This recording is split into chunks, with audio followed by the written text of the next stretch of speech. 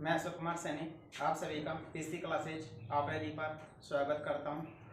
और आज से हम क्लास 10th की मैथ की वीडियो और क्लास 11th 12th की फिजिक्स केमिस्ट्री मैथ और क्लास 10th की मैथ साइंस और इंग्लिश की वीडियो कंटिन्यू करेंगे।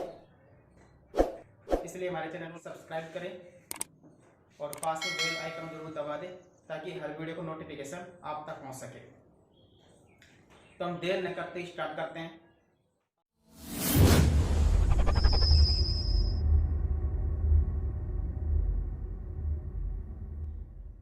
आपकी प्रश्नावली संख्या 15 बढ़ती परिधि तथा क्षेत्रफल। इसमें से एग्जाम में आपके 4 नंबर का सवाल आएगा, 2 1 नंबर का आएगा और 1 2 नंबर का आएगा। तो इसको स्टार्ट करते हैं।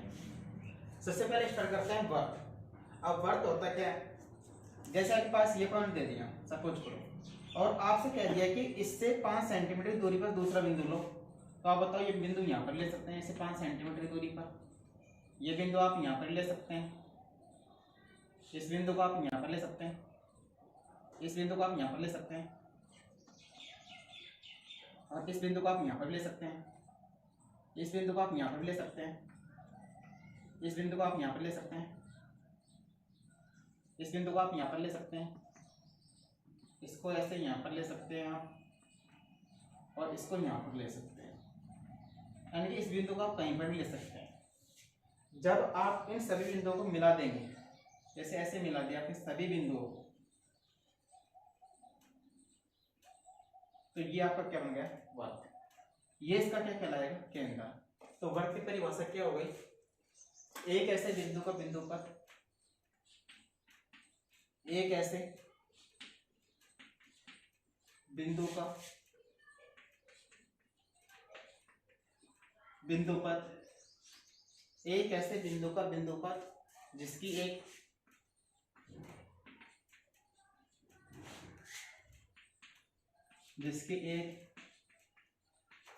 निश्चित बिंदु से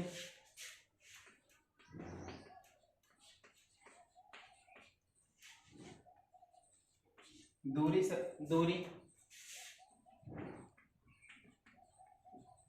सदैव समान रहे, वर्त कहलाता है।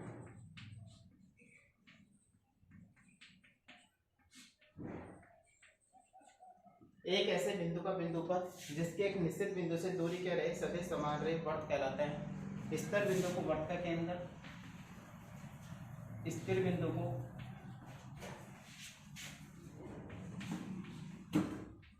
वर्त का केंद्र, स्थिर बिंदु को वर्त का केंद्र तथा स्थिर दूरी को इसकी जगह आप समान भी ले सकते हैं इसको, या फिर समान दूरी को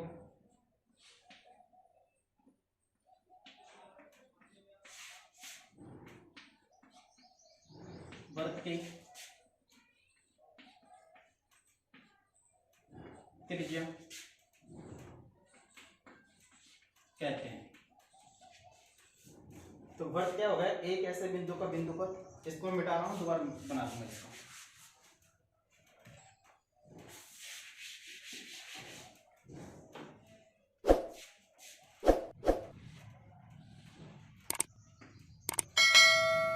वर्त क्या होगा, एक ऐसे बिंदु का बिंदु पर जिसके एक निश्चित बिंदु से, इस निश्चित बिंदु से दूरी क्या रहे सदैव समान रहे। कहने तो ये दूरी हर जगह क्या रहे समान रहे। इसको जैसे आप यहाँ पर लिख सकते हैं तो सिर्फ सारी दूरी क्या रहे बराबर। जैसे अगर ये r है तो ये भी r होगी, ये भी r होगी, ये भी r होगी। तो क्या होगा, एक ऐसे बिंदु का बिंदु पर जिसके निश्चित बिंदु से दूरी क्या रहे सदैव समान रहे। इस निश्चित बिंदु से इसकी दूरी क्या है सदैव समान है। इस निश्चित बिंदु को आप क्या बोलेंगे वर्त का केंद्र। ये तो क्या हो गया केंद्र हो गया, जैसे ओ मान लो इसको।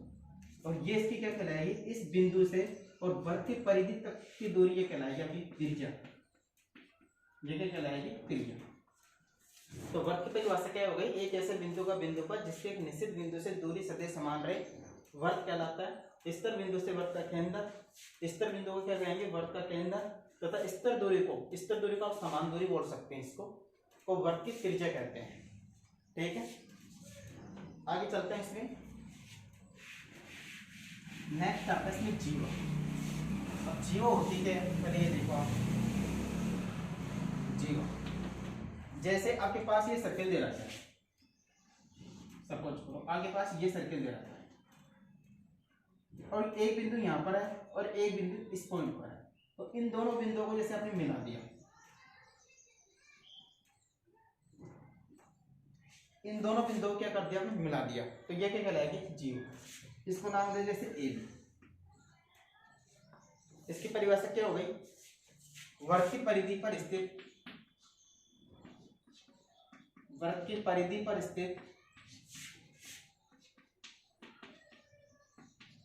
वर्ग की परिधि पर स्थित दो बिंदुओं को,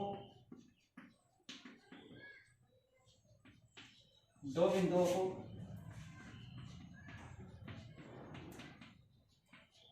मिलाने वाली रेखा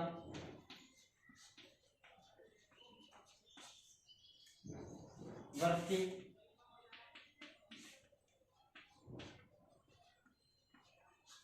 जीवा कहलाती है।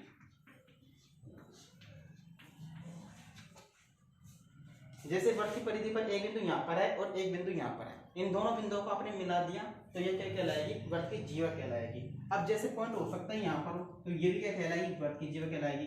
ये पॉइंट हो सकता है यहाँ पर हो, ये वर्ग की जीवा हो गई और ये भी क्या हो गई, वर्ग की जीवा। अब देखो इन सबको देखो आप, ये इसके केंद्र से गुजर रही है तो वर्ग की सबसे बड़ी जीवा क्या हो गई, वर्ग का व्यास होती है। इसको यहाँ पर लिख लो आप, वर्ग की सबसे बड़ी जीवा, वर्ग की सबसे बड़ी जीवा वर्ग का व्यास होती है।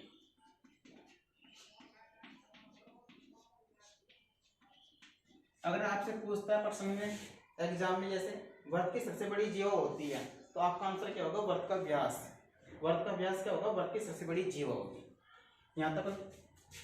अब नेक्स्ट पढ़ा चलते हैं इसमें आगे।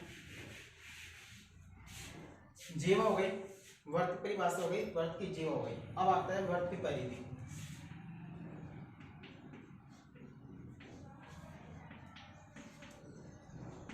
वर्ग की परिधि, अब देखो जैसे आपके पास ये सर्किल है, ठीक है, और आपने यहां से चलना स्टार्ट किया, जैसे यहां पर चल रहे हैं ऐसे चल रहे हैं आप, और वापस आप इसी बिंदु पर आ जाते हैं जहां से आपने चलना स्टार्ट किया था, वापस आप उसी बिंदु पर आ जाते हैं, तो यहां से यहां तक चली गई दूरी क्या कहलाएगी, वर्ग की परिधि। तो ये क्या कहलाएगी, वर्ग की परिधि।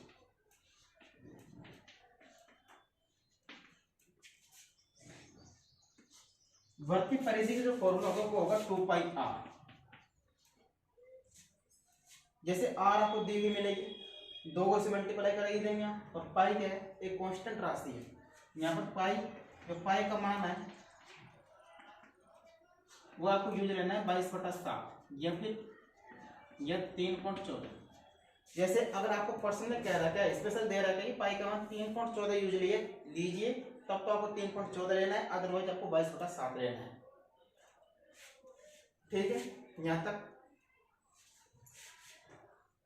अब आता है अर्धवर्ग की परिधि। जैसे आपके पास अर्धवर्ग दे दी, अर्धवर्ग की परिधि,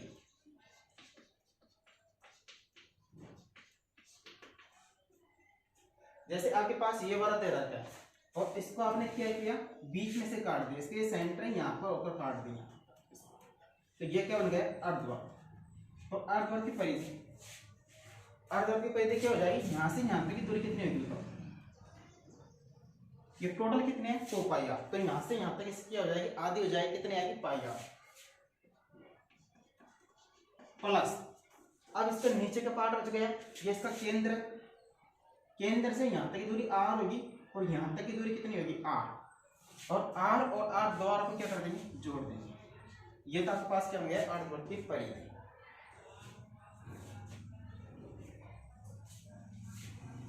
अब नेक्स्ट आता है इसमें, इसको साफ कर देते हैं यहाँ तक।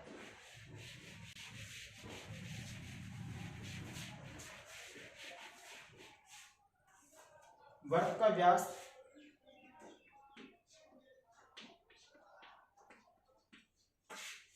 तथा त्रिज्या में संबंध। ठीक, देखो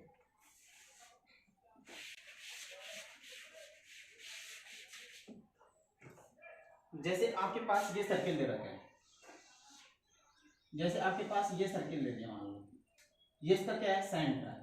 अब यहां से यहां तक चली गई, ये क्या कहलाएगी, इसका आर कहलाएगी, और ये भी क्या कहलाएगी, यहां से यहां तक आर, और ये पूरा क्या कहलाएगा, व्यास। तो व्यास को किससे प्रवेश करते हैं आप, डी से। तो डी बराबर कितना आएगा, यहां से यहां तक, यहां से यहां तक आर, और यहां से यहां तक आर, तो आर और आर कितना हो जाएगा, 2r। अगर आपसे व्यास और त्रिज्या में संबंध पूछता है तो डी बराबर 2r। कहने का मतलब व्यास त्रिज्या का क्या होता है, दोगुना होता है। अर्थात व्यास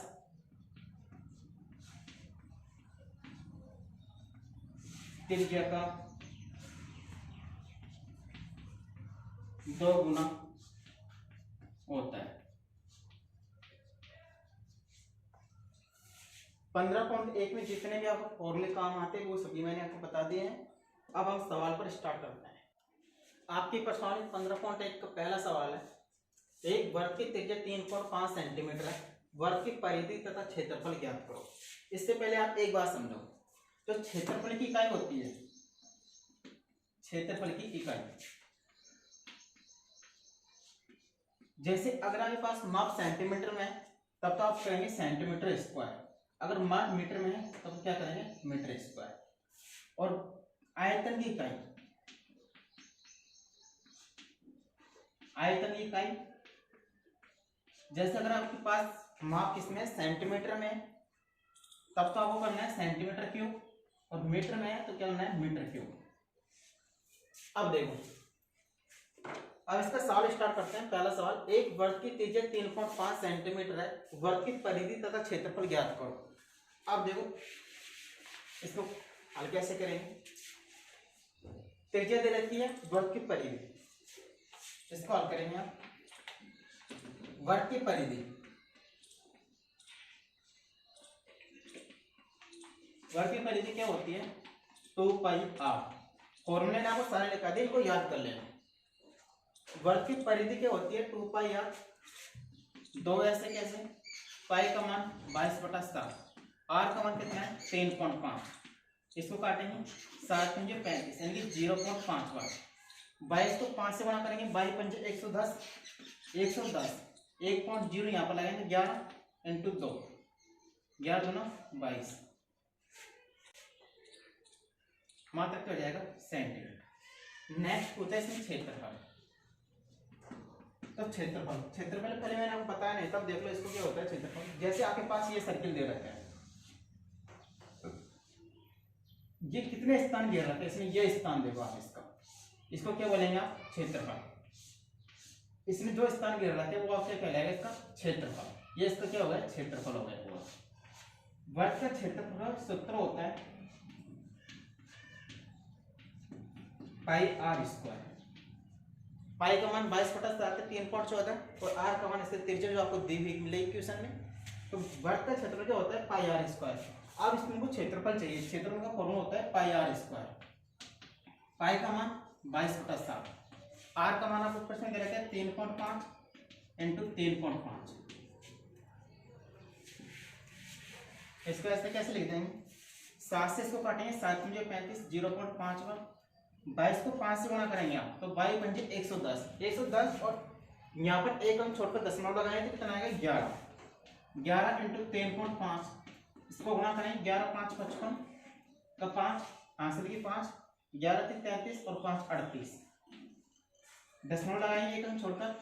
और थोड़ी देर पहले मैंने आपको बताया था क्षेत्रफल की इकाई क्या होती है, सेंटीमीटर स्क्वायर, और यहाँ पर माप किसमें, सेंटीमीटर में, तो यहाँ पर क्या लिखेंगे आप, सेंटीमीटर। इसका ये क्या हो जाएगा, इसका आंसर। अगर क्वेश्चन आपको कम समझ में आया है, इसको बैक करना वीडियो को और इसको दोबारा देख लेना, 1-2 बार देखेंगे तो अपना समझ में आ जाएगा। दूसरा क्वेश्चन इसका, एक वर्ग की परिधि 44 मीटर है, वर्ग का क्षेत्रफल ज्ञात करो। अब वर्ग की परिधि, अब आपको परिधि दे रखी है तो परिधि का सूत्र लगा दो इसमें, चूंकि वर्ग की परिधि बराबर 2 पाई, दो ऐसे कैसे, पाई का मान 22/7, आर ऐसे कैसे, और ये आपको कितने दे रखे 44। 22 को 2 से गुणा करेंगे तो 22 गुना 44, 44 से 44 कैंसिल, यहाँ से r/7 बराबर कितना बचेगा 1। इसको क्रॉस मल्टीप्लाई करेंगे तो r बराबर कितना आएगा 7। मात्रा किसमें है, मीटर में, तो ये किसमें आएगा, मीटर में। अब आपसे पूछ रहा है कि वर्ग का क्षेत्रफल ज्ञात करो। वर्ग का क्षेत्रफल क्या होता है, पाई आर स्क्वायर, पाई का मान 22/7, आर का मान कितना है 7, और यहाँ पर स्क्वायर, इसको 2 बार गुणा करेंगे आप, 7 गुणा 7, 7 से 7 कैंसिल, और 22 को 7 से गुणा करेंगे कितना आएगा 154।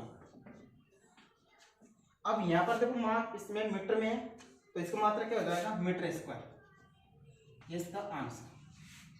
इसको एक बार फिर से समझा देते हैं। आपके पास वर्ग की परिधि दे रखी है 44 मीटर, वर्ग की परिधि का फॉर्मूला होता है 2 पाई आर, दो ऐसे कैसे, पाई का मान 22/7, आर का मान तो आपको याद करना ही है, ये आपके पास कितने दे रखा है 44 दे रखा है, 22 को 2 से गुणा करेंगे 44, 44 से 44 कैंसिल हो जाएगा, यहाँ पर आर का मान कितना आएगा 7 मीटर, यहाँ पर माप किसमें मीटर में, तो ये भी किसमें आएगी मीटर में।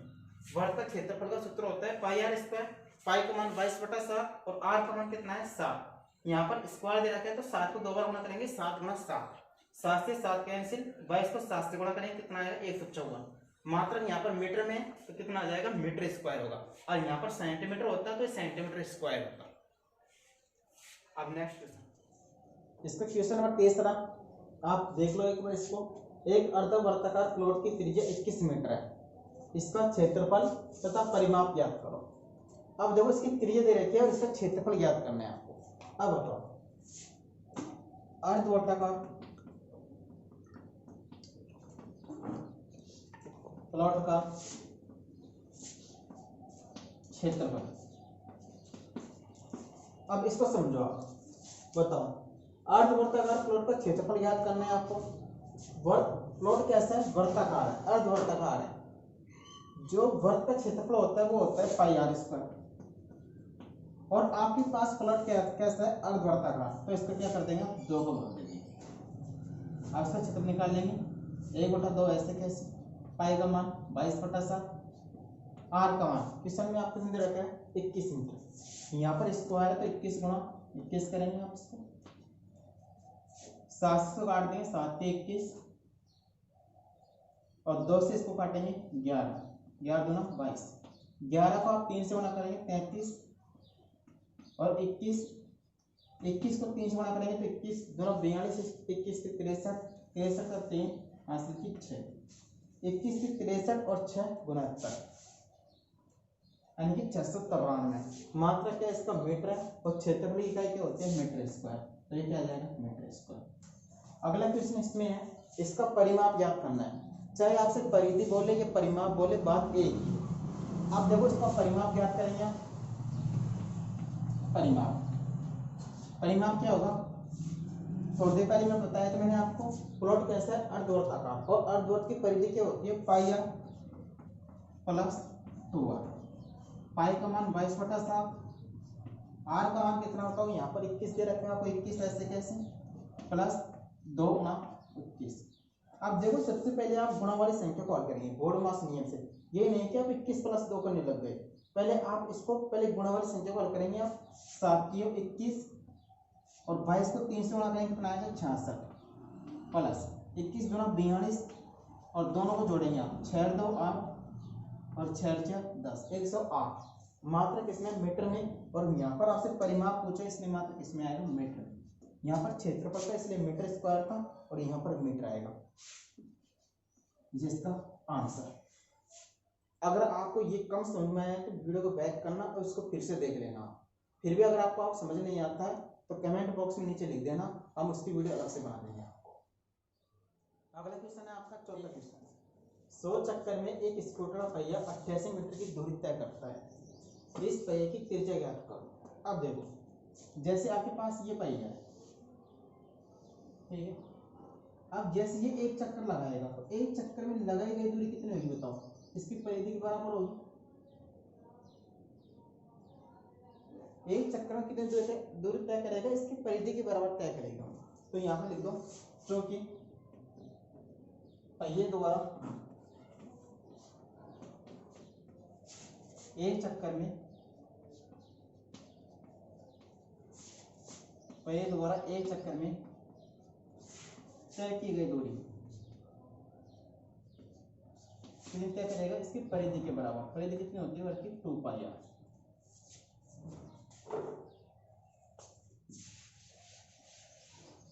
एक चक्कर में तय की गई दूरी 2 पाई आर, इसलिए पहिए द्वारा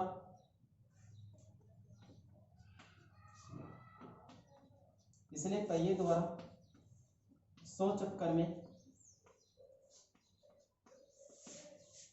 तय की गई दूरी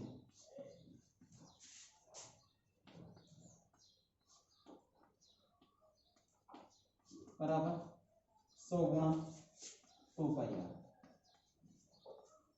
पहिए द्वारा 100 चक्कर में तय की गई दूरी कितनी है, 88। ये किसके बराबर आएगा, 88 के बराबर।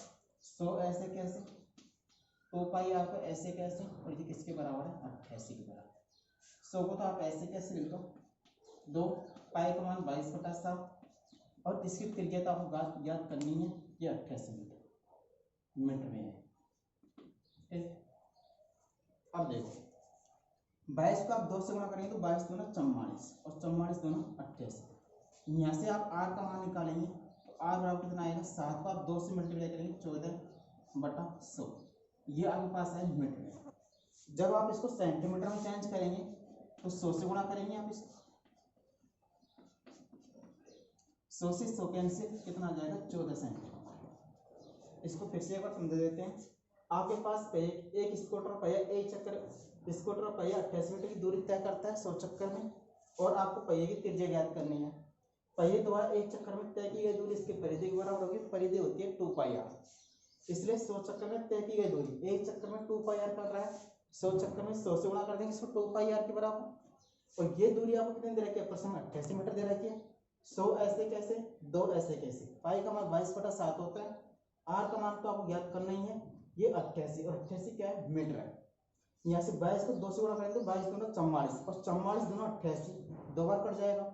आर का मान निकालेंगे तो इसको क्रॉस मल्टीप्लाई करेंगे आप, 7 को 2 से करेंगे तो 14 और 100 का लग जाएगा 5। ये आपके पास आएगा मीटर में।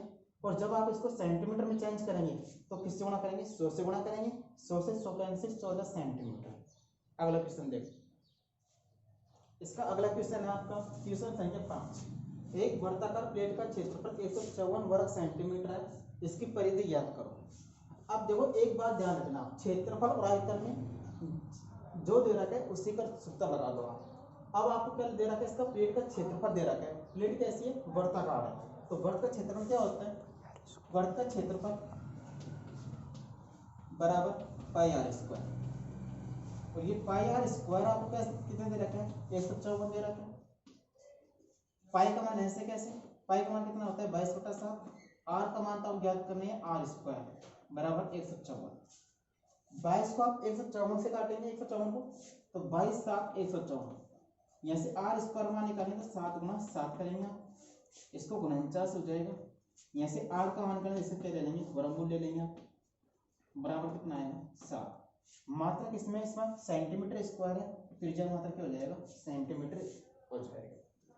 इसका आपके पास त्रिज्या आ गई। अब आपसे पूछेगी वर्ग की इसकी परिधि ज्ञात करो, और परिधि किसकी ज्ञात करनी है, वर्ताकार प्लेट की परिधि। वर्ताकार प्लेट की परिधि, परिधि का फॉर्मूला होता है 2 पाई आर। वर्ग की परिधि क्या होता है, फॉर्मूला 2 पाई आर होता है। और प्लेट कैसे वर्ताकार है, इसलिए वर्ग की परिधि 2 पाई आर। दो ऐसे कैसे, पाई, पाई का मान कितना होता है 22/7 और आर का मान कितना है 7। 7 से 7 कैंसिल, 22 को 2 से गुणा करेंगे 44। मात्रा यहाँ पर सेंटीमीटर चल रहा है, इसलिए मात्रा क्या आएगा 44 सेंटीमीटर। ये इसका आंसर होगा। देखो एक वर्ग की परिधि एक वर्ग के परिमाप के बराबर है। आपसे कह रहा है यदि वर्ग का क्षेत्रफल 484 मीटर स्क्वायर है तो वर्ग का क्षेत्रफल ज्ञात करो। देखो इसको हल करते हैं अपन। देखो माना वर्ग की त्रिज्या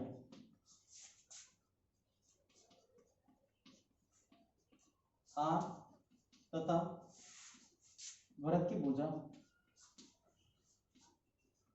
तथा वर्ग की भुजा a है। ठीक, अब आपसे कह रहा है कि वर्ग की परिधि बताओ। वर्ग की त्रिज्या r है तो परिधि कितनी होगी? 2 पाई r होगी। वर्ग के परिमाप के बराबर है। वर्ग का परिमाप होता है 4 गुना भुजा और a। भुजा कितनी है? a है। इसको दे दो समीकरण नंबर a। आगे आपसे कह रहा है यदि वर्ग का क्षेत्रफल 484 मीटर स्क्वायर है। अब बताओ वर्ग का क्षेत्रफल कितना होता है भुजा स्क्वायर। कितना दे रखा है? 484। यहाँ से आप a का मान निकालेंगे तो 484 का वर्गमूल लेंगे और इसका वर्गमूल आएगा 22। 484 वर्गमूल लेंगे 22 आएगा इसका वर्गमूल। अब आपसे कह रहा है वर्ग का क्षेत्रफल याद करो। अब समीकरण 1 से देखो। समीकरण 1 से समीकरण 1 क्या है? 2 पाई r बराबर 4 ऐसे कैसे? a का मान कितना है आपके पास? 22 को आपने यहाँ पर लिख दिया। 2 पाई का मान 22/7 इंटू r बराबर 4 गुना 22 से 22 कैंसिल, 2 दूनी 4। यहाँ से r का मान आएगा 7 दूनी 14। मात्रा क्या आपके पास? मीटर है तो इसका कितना आएगा? मीटर। अब आगे आपसे क्या पूछ रहा है? वर्ग का क्षेत्रफल। वर्ग की त्रिज्या आपके पास है, इसका क्षेत्रफल निकाल देंगे। क्षेत्रफल बराबर वर्ग का क्षेत्रफल होता है पाई r स्क्वायर। यहाँ पर लिख लो वर्ग का क्षेत्रफल। पाई का मान 22/7, r स्क्वायर, r का मान कितना है? 14। और यहाँ पर स्क्वायर इसलिए 14 गुना 14 करेंगे आप, 7 दूनी 14। 22 को 2 से गुणा करेंगे तो 22 गुना 44 इंटू 14। 14 में जब आप 4 से गुणा करेंगे 14 28 14 42 14 चौको 56 56 तक 6 यहाँ से लिए 5 14 चौको 56 और 5 61 6 से 16। मात्रा क्या है इसमें? मीटर है। तो और क्षेत्रफल का क्या होता है? Metre square. इसलिए इसका मात्रा क्या हो जाएगा? Metre square. ये इसका आंसर। आपको मात्रा प्रत्येक विषय में लिखना जरूरी है।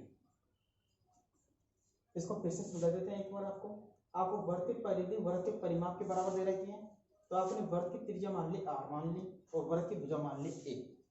अब 2 पाई r किसके बराबर होगा? 4a के बराबर होगा। आगे आपसे कह रहा है यदि वर्ग का क्षेत्रफल 484 मीटर स्क्वायर है। वर्ग का क्षेत्रफल होता है भुजा स्क्वायर। भुजा स्क्वायर बराबर 484। यहाँ से आप a का मान निकालेंगे कितना आएगा? 22 आएगा। समीकरण 1 से देखो आप। 2 ऐसे कैसे? पाई का मान 22/7 इंटू r और a 4 और a का मान आपके पास कितना है? 22 आया। यहाँ से 22 से 22 कैंसिल हो जाएगा। 2 और 4 से काटेंगे 2 बार। यहाँ से आप r का मान निकालेंगे 14 मीटर आ गए। यहाँ पर मात्र मीटर स्क्वायर में है इसलिए त्रिज्या किसमें आएगी? मीटर में आएगी। अब आपसे कह रहा है कि वर्ग का क्षेत्रफल ज्ञात करो। वर्ग का क्षेत्रफल होता है पाई r स्क्वायर। पाई का मान होता है 22/7 और r स्क्वायर, r का मान कितना है? 14 मीटर है और यहाँ पर स्क्वायर है। स्क्वायर का मतलब इसलिए 2 बार गुणा होगा। 14 गुणा 14।